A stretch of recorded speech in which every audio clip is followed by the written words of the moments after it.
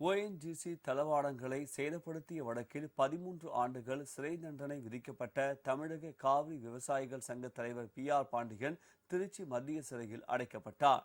கடந்த 2015ஆம் ஆண்டு திருவாரூர் மாவட்டம் விக்கிரபாண்டியம் பகுதியில் ஓஎன்ஜிசி நிறுவனத்திற்கு எதிராக விவசாயிகள் போராட்டம் நடத்தினர். அப்போது ஓஎன்ஜிசி தளவாடங்களை சேதப்படுத்தியதாக பி.ஆர். பாண்டியன் உள்ளிட்ட 22 பேர் மீது வழக்கு தொடரப்பட்டது.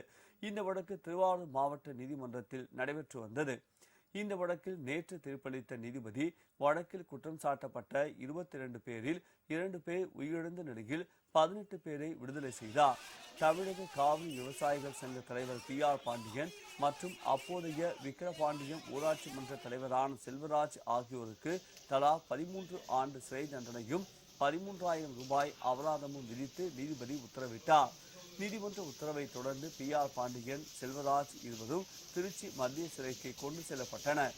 பி.ஆர். பாண்டியனை காவல்துறை வாகனத்தில் ஏற்றி அழைத்து செல்ல கொண்டு வந்தபோது அவருக்கு பின்னால் வந்த ஆதரவாளர் ஒருவர் நீதியா இது நீதியா என முழக்கமிட்டதால் நீதிமன்ற வளாகத்தில் பரபரப்பு ஏற்பட்டது.